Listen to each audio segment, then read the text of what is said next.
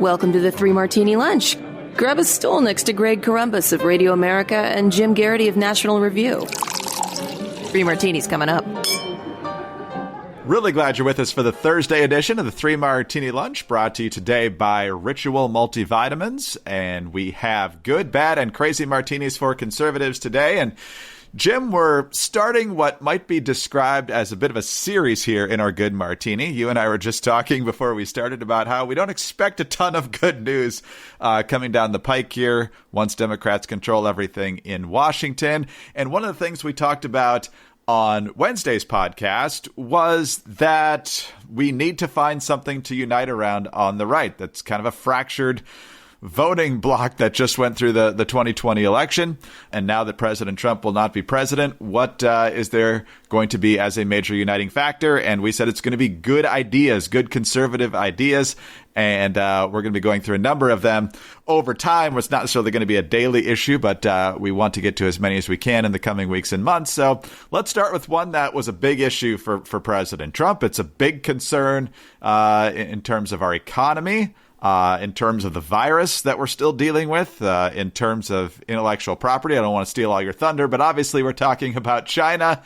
How do we deal with them with trade, national security, their military ambitions? There's a lot of different challenges being posed by China. What's the conservative way to address them? Yeah, well, I mean, Joe Biden has just taken or is about to take the reins of the presidency. And he has insisted, and his team has insisted, that they do not intend to roll over for China. This is not a return to the status quo, that this is not... Too many things have happened in the past few years between the United States and China to go back to the Obama, Biden, and you might even go back to, say, Bill Clinton status quo of China is our partner in prosperity, and we're never going to make too much of an issue with them. In a corner post, I lay out all the different options that have been put forth, mostly by congressional Republicans, all of whom have been supported by Senator Tom Cotton. I was responding to a snide little line in The Economist that dismissed him as, his view as feverish xenophobia.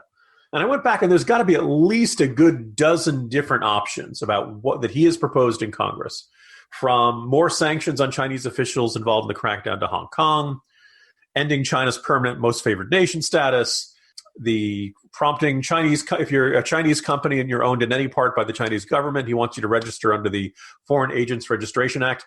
Greg, that's what former Senator Barbara Boxer just registered under, just for perspective on that stuff. Inviting the president of Taiwan to address Congress. I mean, there's like a good 15 different pieces of legislation. And the thing I'd like to see Republicans do is say, okay, Joe Biden, you guys say you don't want to roll over for China. You do recognize that there needs to be greater confrontation, not with them. Their human rights record is unacceptable. Their abuse of U.S. intellectual property is unacceptable.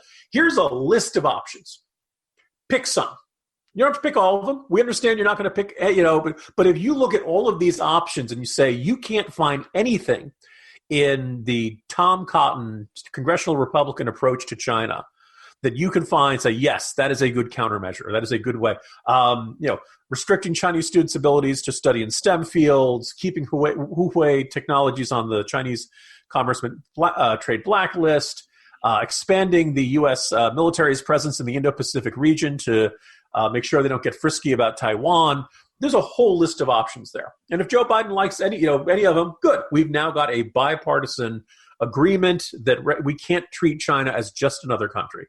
That the way they treat others, the way they treat their own citizens, the way that they have handled the coronavirus pandemic, all of these things, the crappy personal protective equipment that they shipped out to the rest of the entire world, and as I wrote yesterday in the corner, oh, by the way, their vaccine is 50.4% effective.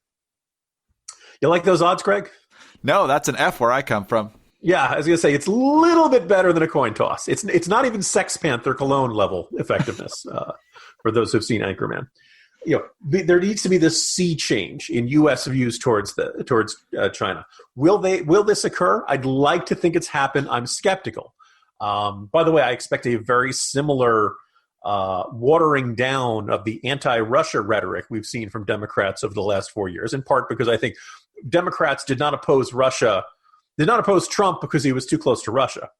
Democrats opposed Russia because it was too close to Trump, is kind of my perspective on this. So if Democrats really do want to get tough on Russia, I'm fine with that too. But I want to see you guys genuinely do it, and my suspicion is that they will not necessarily go forward with this. I think, just speaking more broadly about as we try to climb out of the pit that the coronavirus pandemic has put us in, I think the first thing Joe Biden wants to do is a big, basically another big relief package. We just passed one, but he decided it wasn't big enough, and he wants to see an even larger one. And with a Democratic House and a Democratic, very narrow but democratically controlled Senate, he's likely to get it.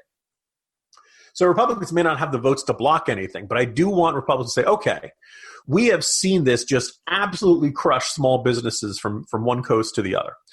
Can we, if whatever reform package, whatever next package is coming down the pike, can we do something to prioritize the small businessmen who've lost everything and who've had to declare bankruptcy, who've had to start from square one again? Can we get them back? Are there a possibility to give them loans? Because all these small businesses that crashed over the past year, it's not because there's anything inherently wrong with the business. It's that state regulations came along and said you can only have 50% of your people who are usually in a restaurant or bar. In some cases, 25%. And in some parts of the country, they were closed off completely. Now, again, that's not a business failure. It's not a failure of the free market. That's the government coming in and saying, no, you're not allowed to keep your business open.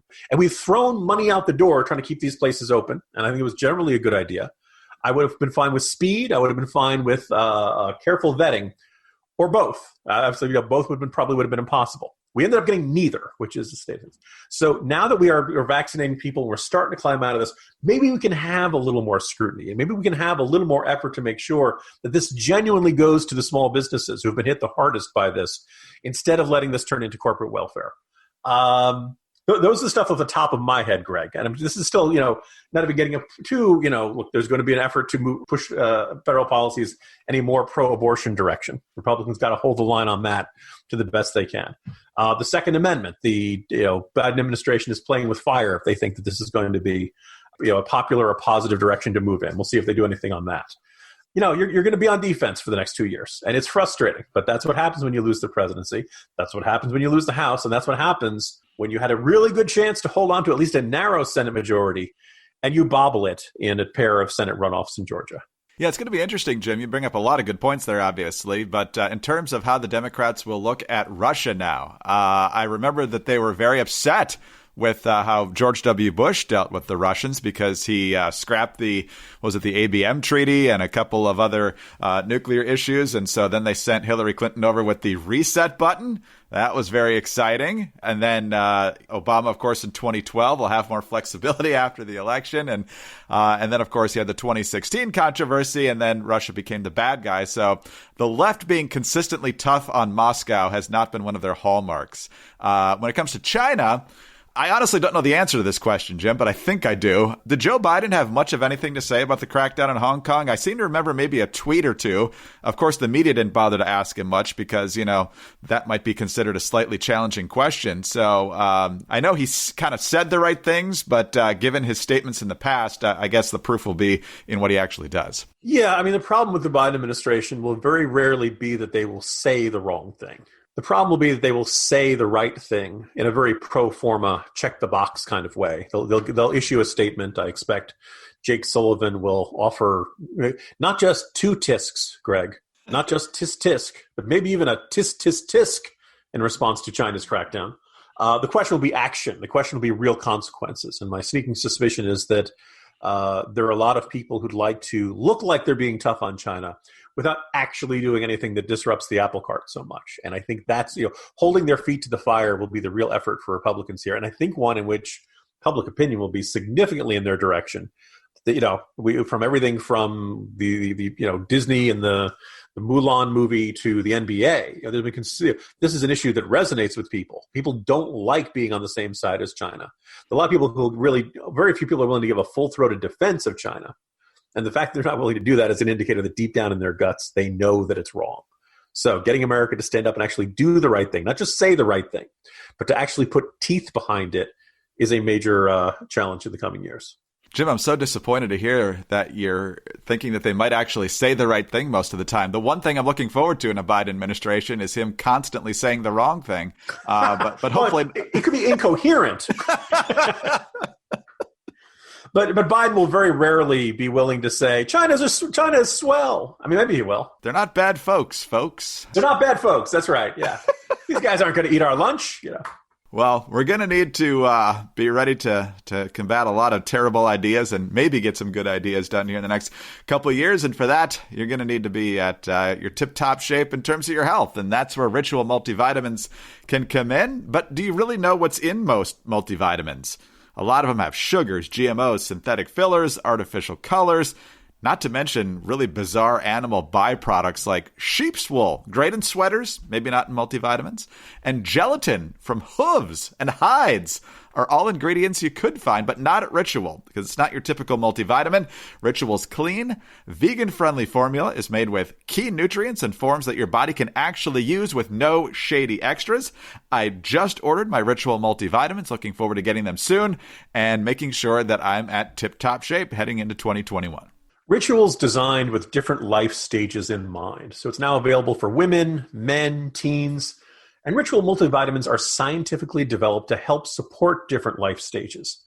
And it makes healthy habits easy. Your multivitamins are delivered to your door every month with free shipping always. You can start, snooze, or cancel your subscription at any time. And if you don't love Ritual within your first month, they'll refund your first order. You simply deserve to know what's in your multivitamin. That's pretty simple. And that's why Ritual is offering 3 Martini Lunch listeners 10% off during your first 3 months. Visit ritual.com/martini to start your ritual today. All right, Jim, you mentioned a moment ago that elections have consequences. You talked about some of the things the Democrats will try to do, particularly with COVID relief and maybe some other key issues. And guess what's happening on the Senate Budget Committee now that Democrats will be in charge soon? Not yet, but soon. Once Harris is VP and once the winners of the Georgia Senate races are seated, Bernie Sanders is going to be chairman of the Senate Budget Committee. And he did an interview with the New York Times, and apparently he's going to be trotting out reconciliation, which means you don't need 60 votes to break the filibuster. You only need a simple majority on a lot of different issues. So buckle up, everybody. He says in the interview with the Times, "I believe that the crisis is of enormous severity, and we've got to move as rapidly as we can. Underlined the word aggressive," he said. Start out there. And then the New York Times story says, despite Democrats' narrow control of the Senate, Mr. Sanders is expected to exert heavy influence over taxes, health care, climate change, and several other domestic issues. That is because his role as budget chairman will give him control over a little-known but incredibly powerful congressional tool that allows certain types of legislation to win Senate approval with just a simple majority. That tool, a budget mechanism called reconciliation, allows Congress to move some legislation without gaining 60 votes. And Jim, I'm not an expert on reconciliation, but I believe there needs to be a tax provision for that to be eligible, but you can squeeze a meaningless tax into just about anything to try and use it. So, Bernie Sanders is going to shoot for the socialist moon here, and hopefully we can knock most of this stuff back. Yeah, in light of what I said earlier about the passage of certainly a second COVID relief, or maybe we're up to 4 or 5 at this point, being the top Biden priority. Democrats are getting a lot of what they want in that one. The votes are going to be there. I don't think you can count on Joe Manchin or Kyrsten Sinema blocking that. We shouldn't overstate the power of the Senate Budget Committee. Mike Enzi has been the chairman of the Senate Budget Committee since 2015, until very recently his term ended on January 3rd. I think it's safe to say we didn't have a tight-fisted federal budget during that stretch either. Unfortunately, having a conservative Republican or even a nominally conservative Republican chairing this committee does not guarantee that federal spending is going to be reduced. By the way, before that, you're looking for other previous Republicans, Judd Gregg, who was a Republican in New Hampshire, and Don Nichols of Oklahoma. Back before then, it was Pete Domenici. We've had some Republicans who at least talked a good game about controlling spending in this particular position before. And the federal budget pretty much went up year after year, regardless of what was going on. That said, Bernie Sanders in charge of this committee doesn't mean he's going to have complete control over the budget process. but he'll have a lot of influence over it. And it's no reason to think that many other Democrats on this committee are going to, hold the line and oppose Sanders all that vehemently. So we could be seeing some massive spending bills coming down the pike. It will be, up to Republicans to try to unite and hold the line on this, probably try to filibuster it where they can. But, this would be a lot easier if we had more than 50 Republican senators, Greg. It sure would. And it looks like, at least according to the way the committee lineup is right now, is that Pat Leahy will be Appropriations Committee chairman, and that's who really decides where a lot of this money gets spent. But of course, that's if we actually went through the budget and spending process normally, instead of throwing a massive multi-trillion-dollar bill at lawmakers with an hour to read a 2,000-page piece of legislation and say, here, we're not cynical at all. Not at all. We are living in difficult times where people fear having thought-provoking conversations about pressing issues. And although we're in the midst of an information explosion, there are a lot of forces aiming to distort what's true. I created The Bill Walton Show to provide a forum for in-depth, thought-provoking conversations with leaders, artists, entrepreneurs, and thinkers. Please join me at thebillwaltonshow.com to explore what's true, what's right, and what's next. Well, if you think that's depressing and crazy, let's talk about Don Lemon. Well, if you think that's depressing and crazy, let's talk about Don Lemon. Don Lemon, of course, is an anchor over on CNN Primetime. He follows Chris Cuomo, and there's a little back and forth that they do kind of late in Cuomo's hour where Lemon, I think, is supposed to preview what's coming up, but usually they end up getting sidetracked on to something else. And Don Lemon this week has decided, Jim, that if you supported Trump in any way, you didn't have to storm the Capitol, you didn't even have to attend that rally that day or any rally. If you just voted for him, you are throwing in with Nazis and white supremacists and the absolute dregs of society. And you know this because Cuomo prompted him all along the way here. Listen to this. Principal people, conservative or liberal, never on the Klan side. Principal people, conservative or liberal, never on the Nazi side. Principal people who are conservative or liberal, never on the side that treats their fellow Americans as less than, that says that your fellow Americans should not exist, that says your fellow Americans should be in a concentration camp, or that sides with slavery, or sides with any sort of bigotry. Right, and if they say, I don't agree with those people, I just like Trump's policy. Well, then get out of the crowd with him. Get out of the crowd. I wasn't in the crowd. I just voted for Trump. You're in the crowd who voted for Trump. If you voted for Trump, you voted for the person who the Klan supported. You voted for the person who Nazis support. You voted for the person who the alt-right supports. That's the crowd that you are in. Jim, there are so many adjectives we could use to describe this. It's dead wrong, it's despicable, and it's certainly irresponsible. Yeah, I kind of wish CNN, which is short for Cable News Network, would change its name, because the word news in there implies some reporting. You can argue about whether it implies objective or fair and balanced, as some other network says. And for a long time, people have argued, mostly supporters of Fox News, people who are generally friendly to them, will point out, look, there's a difference between Bret Baier and back when Brit Hume was anchoring Special Report and the daytime news reporting group versus the Fox primetime crew of Sean Hannity and Laura Ingraham and Tucker Carlson. Some those folks are opinion and analysis hosts. They're not news anchors. Don't hold them to the standards you'd expect for, straight down the middle news anchors. I don't know if that's a fair complaint. Last night, Sean Hannity was complaining about Liz Cheney and just ripping into her with a lot more anger than he's ever shown at Donald Trump for anything he did January 6th.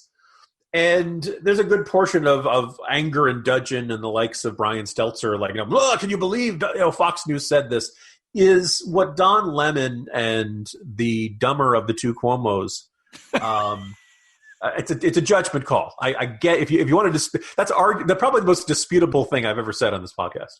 Chris Cuomo and Don Lemon, they're not news anchors at this point. If Don Lemon is running around saying that if you voted for Trump, you're morally indistinguishable from the Klan and Nazis and all that stuff, there are a lot of words that I can't use on this podcast that I could use to describe what he just said. It ain't news. right? That's not calling balls and strikes. That's not, going through and just saying, here's what happened today. This is Don Lemon getting up on a soapbox and saying, here's what I think of all you people. And oh, by the way, we've seen Don Lemon do this plenty of times. We've seen Chris Cuomo do this plenty of times. And that's fine. If you want to turn this into here's what Don Lemon thinks hour, or here's what Chris Cuomo thinks hour. Yes, dear listeners, I probably should make air quotes when I say thinks. Fine. That's if you want to turn them into the equivalent of Hannity or Tucker Carlson, fine. Go ahead and do that. But recognize that and say, this isn't really a news program anymore. This is an opinion and analysis program. It's no different from the O'Reilly factor and all these other things that CNN for a long time acted like they were way better than. They would never dip into that stuff. The closest they would get to was Larry King insisting, "What's your favorite way of having oatmeal?" Dubuque, Iowa, you're on the air, that stuff. CNN has really declined in the Trump era. Trump has, brought. The problem is not just that Trump is bad, which I think he is. I know there are a lot of listeners who don't agree with that. What's really bad is that Trump also brings out the worst in everybody else. And I don't think the country is really helped by Don Lemon kind of getting that, self-righteous heroin rush of, oh, doesn't it feel good to say that we are good and those who voted differently than us, why they're the Klan and all that stuff. I mean, look, I don't like the you can't pursue impeachment because 74 million people voted for him argument. Lots of people voted for Richard Nixon, too. Lots of people voted for Bill Clinton, too. Right? The idea that you want a whole bunch of votes doesn't make you immune from impeachment. But on the other hand, you can't necessarily say to all those 74 million people, you are morally culpable for the president's actions because they voted for him, but they didn't necessarily, sign off on every little decision that Trump has done. Of those 74 million people, I bet you 70-some million would like the president to behave differently. And at some point in the past 4 years, they've seen something he's said, something he's tweeted, something he's done, where they've said, God, Mr. President, I wish you hadn't done that. So let's not paint with that broad a brush. Don Lemon, Chris Cuomo, but I guess this gives them ratings. And at the end of the day, if that's all CNN stands for, fine. Be honest about it. Don't pretend that you're, helping inform the public and a vital part of our democracy and the fourth estate and all that stuff. At that point, you're a carnival barker. And, that's fine. I've never really thought that much more of Don Lemon or Chris Cuomo. But Don Lemon and Chris Cuomo and Zucker and everybody else who's running CNN should just be honest and recognize they've now devolved to the level of carnival barkers. You see it with, some folks on Fox News as well. But it's just fascinating how all these folks spend so much more time demonizing their opponents instead of explaining why people who don't agree with them should. Can you imagine an actual argument, not the crazy banter on their TV interviews of the Cuomo brothers, if they're really, really mad at each other because Chris Cuomo gets really, really red in the face and, Andrew would obviously get very loud. What are you talking about? And, then mom has to settle it. Well, this is why news organizations generally don't have their employees interview their brothers.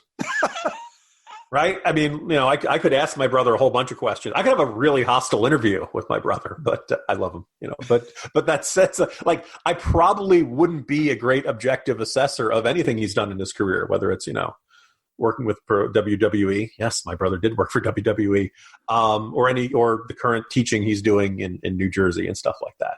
In most places, that'd be like the first thing that the editor would say, no, you can't. We're assigning the story to somebody else. There's an interesting question of whether anybody else how many people at CNN really want to put together, imagine a really tough report that makes Andrew Cuomo look like an incompetent doofus. Because if they did, what's the next staff meeting like? It's got to be somebody who's not based in New York, I would guess, because that could be awkward. Because we know Chris Cuomo never flies off the handle when people criticize him to his face. That's definitely. Some of these things might be genetic, Greg. Jim, hopefully we're making some progress here. See you tomorrow. It'll be Friday for real. Yeah, see you tomorrow, Greg. Jim Garrity, National Review. I'm Greg Corombos, Radio America. Thanks again to our sponsors, ritual.com/martini. Also, thanks for your kind reviews and for your 5-star ratings. And also, make sure you subscribe to the 3 Martini Lunch podcast. Get us on those home devices. All you have to say is play 3 Martini Lunch podcast. Have a great day, and we'll see you on Friday for the next 3 Martini Lunch. Hi, it's Dana Lash, host of The Dana Show. Every day, I'm here to keep you up to speed on the most important stories and info that you need to know in your very busy life. And if you're always on the go and you want to stay connected, just download our daily podcast and take it with you. It's a great way to get up to speed on what you need to know and what legacy media may not be telling you. Visit danaradio.com and click on the podcast link or subscribe at iTunes, Spotify, or wherever you get your favorite podcasts.